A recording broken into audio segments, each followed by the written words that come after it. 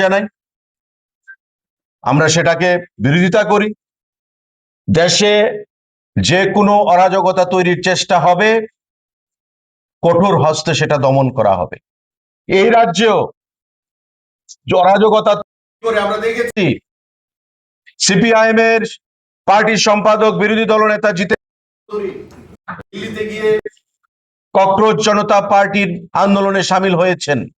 আমরা দেখেছি এই রাজ্যে ছাত্রদের আন্দোলনে সার্কিট হাউসে গিয়ে তাদেরকে সমর্থন করেছেন কংগ্রেস এবং কমিউনিস্ট পার্টি দুজনেই। নাম নেই, গোত্র নেই, সংগঠনের জন্ম হয়ে তারা সরকার বিরোধী ষড়যন্ত্রে লিপ্ত হবে, আর আপনারা তাদেরকে সমর্থন করবেন শুধুমাত্র একটাই এজেন্ডা, যে বাঁকা পথে ঘোলা জলে কিভাবে সরকারে আসা যায়। বিকাশমুখী সরকার প্রধানমন্ত্রী এবং আমাদের রাজ্যের মুখ্যমন্ত্রী নেতৃত্বে চলছে, সেটাকে কিভাবে বাধা দেওয়া যায়, রাজ্যের উন্নয়নকে কিভাবে আটকে দেওয়া যায়, সমস্ত দিকে বিচার করে বিশ্লেষণ করে তারা যখন দেখলেন যে আমাদের পতাকা তলে মানুষ সামিল হচ্ছে না, আমাদেরকে মানুষ বর্জন করেছে সারা দেশ থেকে, এই রাজ্য থেকে, তাই ওই প্ল্যাটফর্মটাকে যদি ব্যবহার করা যায়, তবে আমরা যদি ঘুরে দাঁড়াতে পারি।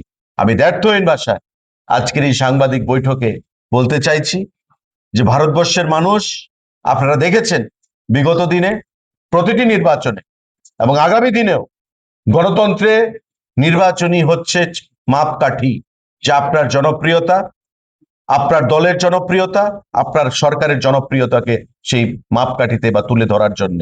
আজকে নির্বাচনে আপনি জিততে পারছেন না, দিনের পর দিন আপনি জনবিচ্ছিন্ন হচ্ছেন, আসন সংখ্যা কমছে। আজকে বাঁকা পথে আপনারা ওই ছাত্রদেরকে ব্যবহার করে সেখানে রাজনৈতিক ফায়দা তুলতে চাইছেন, রাজনৈতিক সেখানে হাইজেক করতে চাইছেন এই ইস্যুটাকে।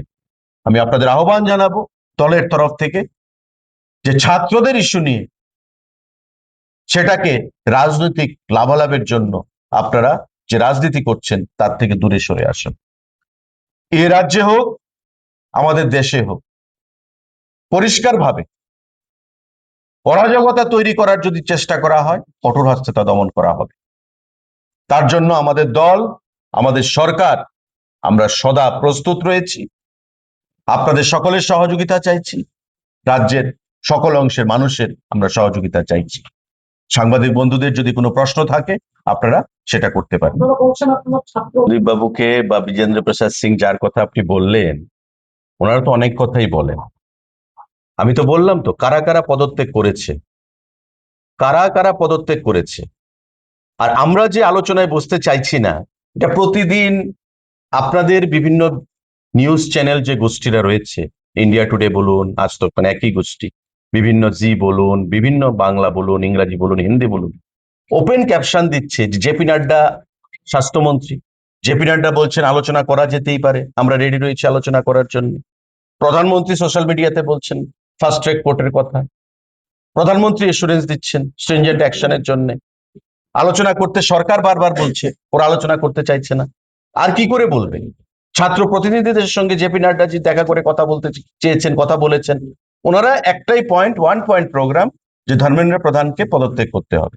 তো কালকে যদি ধর্মেন্দ্র প্রধান পদত্যাগ করে যদি মিস্টার এক্স এর জায়গায় মিস্টার ওয়াই আসে, এর অর্থ কি এই যে আপনাদের দাবি বা আপনার নিটের যে যারা মানে ব্যর্থ হয়েছে পরীক্ষায়, তারা সফল হয়ে যাবে বা তাদের সফলতা আসবে?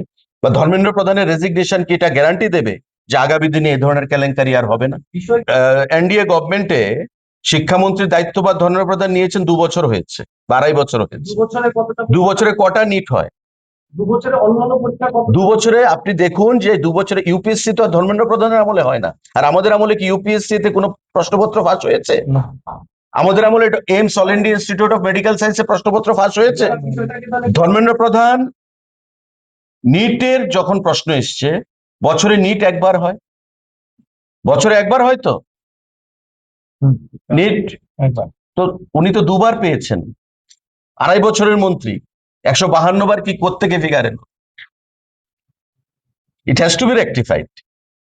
আর শিক্ষা দপ্তরের অধীন কি কি পরীক্ষা হতে পারে? 152টা এমন কি পরীক্ষা হয়েছে যে সবটি প্রশ্নপত্র ফাঁস হয়েছে? এতগুলি প্রশ্নপত্রের ফার্স্ট পেপার থেকে এতগুলো প্রশ্নপত্র না সাংবাদিক বন্ধু, আমি আপনাকে বলছি,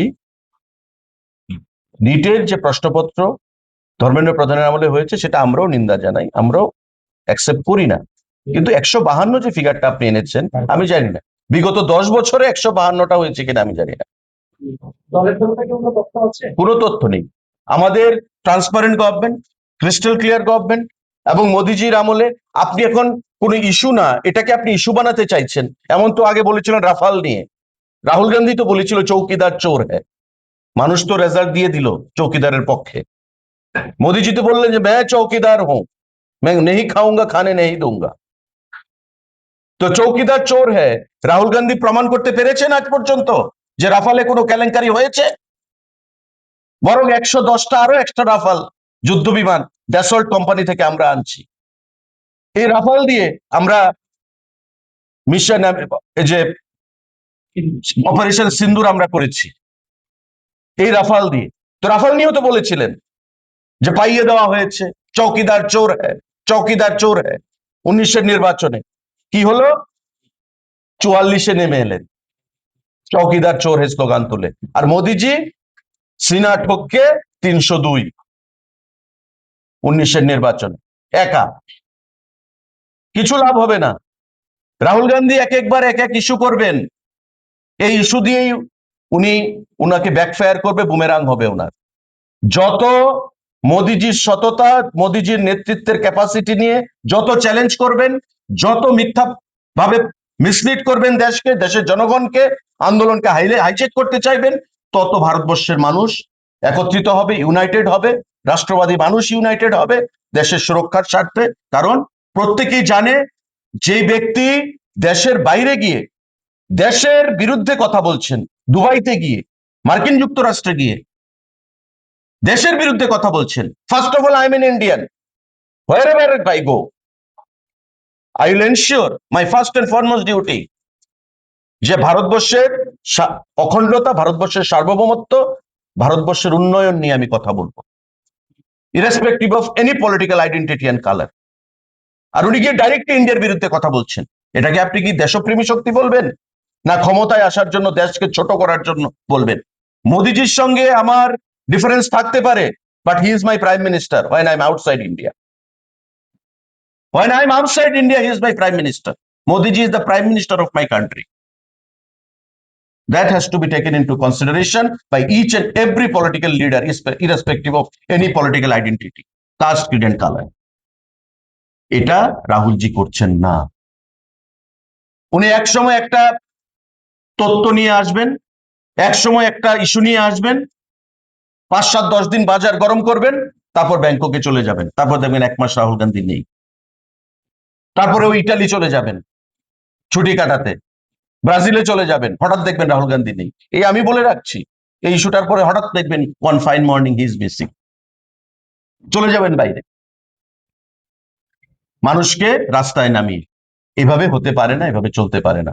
এই নিট কেলেঙ্কারি নিয়ে 13 জনকে গ্রেপ্তার করা হয়েছে, দিল্লি, পুনে, নাসিক, লাতুর, গুরুগ্রাম, এই সমস্ত অঞ্চল থেকে, এলাকা থেকে 13 জনকে গ্রেপ্তার করা হয়েছে এবং তাদেরকে জেলে পাঠানো হয়েছে। মোদিজি টুইট করেছেন, সোশ্যাল মিডিয়াতে বলেছেন, কি বলেছেন? যে nothing is more important to us than the welfare of the students and the future of the students. আমাদের কাছে সব থেকে গুরুত্বপূর্ণ হচ্ছে যারা ছাত্রছাত্রী, যুবক, তাদের ভবিষ্যৎ এবং তাদের ওয়েলফেয়ার, তাদের স্বার্থ সংশ্লিষ্ট বিষয়। এবং তার জন্য উনি ফাস্ট ট্র্যাক কোর্ট গঠন করার ঘোষণা দিয়েছেন, যাতে এই ধরনের কেলেঙ্কারি যদি পুনরাবৃত্তি হয়, ঘটে, বা বর্তমান যেটা ঘটেছে তার ফাস্ট ট্র্যাক কোর্টে, দীর্ঘমেয়াদী পরিকল্পনা না নিয়ে ফাস্ট ট্র্যাক কোর্টে যেন তার বিচার ব্যবস্থা সম্পন্ন করা যায়। প্রধানমন্ত্রী টুইট করে সোশ্যাল মিডিয়াতে সেখানে নির্দেশ প্রদান করেছেন। 13 জনকে গ্রেপ্তার করেছেন এবং ভবিষ্যতে যেন এই সমস্ত জিনিসের আরো পুনরাবৃত্তি না হয় তার জন্য দপ্তরকে সতর্ক করেছেন, আধিকারিকদেরকে সতর্ক করেছেন। পার্লামেন্টে আলোচনা চাইছেন, কিন্তু সেই আলোচনা রাহুল গান্ধী ভেস্তে দিতে চাইছে। প্রধানমন্ত্রীর বাড়ির সামনে গিয়ে আন্দোলনের নামে অগণতান্ত্রিক পদ্ধতিতে পুলিশের উপর আক্রমণ সংঘটিত করছেন। সরকারি গাড়ি, পুলিশের গাড়ি ধ্বংস করছেন। কোত্থেকে অর্থ আসছে, কোত্থেকে শক্তি আসছে? এটা নিট হচ্ছে একটা উপলক্ষ মাত্র। আপনারা বিগত দিনেও দেখেছেন কৃষক আন্দোলনের নামে ভারতবর্ষকে অস্থির তৈরি করার চেষ্টা হয়েছিল, কিন্তু ভারতবর্ষের মানুষ ওই কাশ্মীর থেকে কন্যাকুমারী, কন্যাকুমারী থেকে মিজোরাম, এই আসমুদ্র হিমাচল ভারতীয় জনতা পার্টির প্রতি আস্থা রেখেছে। একের পর এক রাজ্যে ভারতীয় জনতা পার্টিকে সরকারে প্রতিষ্ঠিত করেছে এবং বিগত একটা ঐতিহাসিক অভূতপূর্ব নির্বাচনে পশ্চিমবঙ্গে এবং আসামে ভারতীয় জনতা পার্টিকে আবার ক্ষমতায় প্রতিষ্ঠিত করেছে। পশ্চিমবঙ্গে প্রথমবার ডক্টর শ্যামাপ্রসাদ মুখার্জির রাজ্যে এবং আসামে আমাদের পরপর 3বার ভারতীয় জনতা পার্টির সরকারকে ক্ষমতায় প্রতিষ্ঠিত করেছে।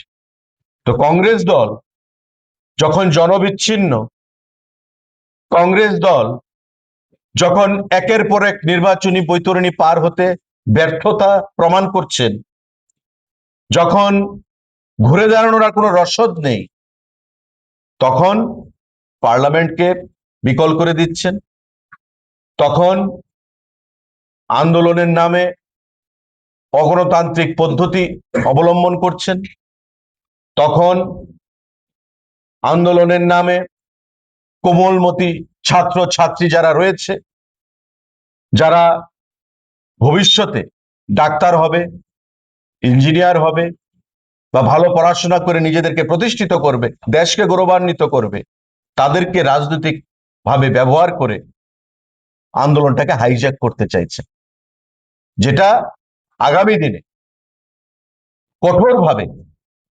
দেশের মানুষ জবাব দেবে এবং গণতন্ত্রে বিশ্বাসী দল হিসাবে, গণতন্ত্রের ধারক বাহক হিসাবে জনগণের কাছেই আমরা সেই বিচার চাইব। যে সিদ্ধান্তগুলো গ্রহণ করা হয়েছে, আজকে যদি এমন হতো ইউপিএ সরকারের আমলে যে কেলেঙ্কারিগুলো হয়েছে, সাংবাদিক বন্ধুরা, আপনার গণতন্ত্রের প্রহরী, গণতন্ত্রের চতুর্থ স্তম্ভ, একটার কোনো সুরাহা হয়েছে এখন পর্যন্ত? মনমোহন সিং প্রধানমন্ত্রী 2012 সাল, AIIMS all India institute of medical সায়েন্সের যে এন্ট্রান্স এক্সাম, তার প্রশ্নপত্র ফাঁস হয়ে গেছে। কাউকে গ্রেপ্তার হয়েছে, কাউকে গ্রেপ্তার করতে পারেনি। Railway recruitment board, doctor Manmohan Singh প্রধানমন্ত্রী, রেলওয়ে রিক্রুটমেন্ট বোর্ডের পরীক্ষা প্রশ্নপত্র ফাঁস হয়ে গেছে, 9 জনকে গ্রেপ্তার করা হয়েছে। মহারাষ্ট্র, রাজস্থান, কর্ণাটকা, দিল্লি, মুখ্যমন্ত্রী মহারাষ্ট্রের পৃথ্বীরাজ চৌহান, রাজস্থানের মুখ্যমন্ত্রী অশোক গেহলট, কর্ণাটকের মুখ্যমন্ত্রী সীতারামাইয়া, দিল্লির মুখ্যমন্ত্রী শীলা দীক্ষিত, তাদের রাজ্যে একের পর এক পাবলিক সার্ভিস কমিশনের পরীক্ষার প্রশ্নপত্র ফাঁস হয়েছে। কোনো ব্যবস্থা, স্ট্রিনজেন্ট কোনো অ্যাকশন, দোষীদের বিরুদ্ধে ব্যবস্থা তারা গ্রহণ করতে পারেনি। নিজের রাজ্যে অরাজকতা, নিজের রাজ্যে পয়সার বিনিময়ে প্রশ্নপত্র ফাঁস, তার কোনো ব্যবস্থা নেই দলীয়ভাবে বা প্রশাসনিকভাবে, অথচ নিটের প্রশ্নপত্র পরীক্ষা ফাঁস হয়েছে। এবং আপনারা দেখেছেন যে তার যে নেক্সাস, দিল্লি, পুনে, লাতুর, নাসিক, গুরুগ্রাম, ওই সমস্ত জায়গাগুলোতে, সেখান থেকে 13 জনকে গ্রেপ্তার করা হয়েছে, জেলে পাঠানো হয়েছে। প্রধানমন্ত্রী নিজে বিবৃতি দিচ্ছেন ওপেন ডিসকাশনের জন্য লোকসভার গণতন্ত্রের পীঠস্থান, লোকসভার ভেতরে আলোচনার জন্য ডাকছেন যে আলোচনা করুন, পরামর্শ দিন কি করা উচিত। যদি গঠনমূলক আলোচনা হয়, আমরা নিশ্চয়ই আগামী দিনে এই ধরনের জন্য কেলেঙ্কারি সংগঠিত না হয় তার জন্য যৌথভাবে আমরা ব্যবস্থা গ্রহণ করব। কারণ ছাত্র ভবিষ্যৎ ফার্স্ট প্রায়োরিটি। যেটা বলেছে, nothing is more important to the government than the welfare and future of our student. তার জন্য স্ট্রিনজেন্ট অ্যাকশন নেওয়ার জন্য, ফার্স্ট ট্র্যাক কোর্ট গঠন করার জন্য উনি নির্দেশ দিয়েছেন সমস্ত আধিকারিকদেরকে এবং দপ্তরগুলোকে। আলোচনা করছেন না, আলোচনা এড়িয়ে যাচ্ছেন, আর আন্দোলনের নামে, মানুষকে বিভ্রান্ত করার নামে সরকারি সম্পত্তি নষ্ট করছেন। আর উদ্দেশ্য কি? বাঁকা পথে এই দেশে সরকার গঠন করা। বৈদেশিক শক্তি নিয়ে, যেই শক্তি নরেন্দ্র মোদীজির নেতৃত্বে, আমাদের স্বরাষ্ট্রমন্ত্রী অমিত শাহজির নেতৃত্বে দেশে অরাজকতা তৈরি করতে পারছে না বিগত 12 বছর ধরে, আজকে ওই শক্তিগুলো ব্যাকুল হয়ে গেছে ভারতবর্ষে ক্ষমতায় আসার জন্য। তাই বেছে নিচ্ছে কাকে?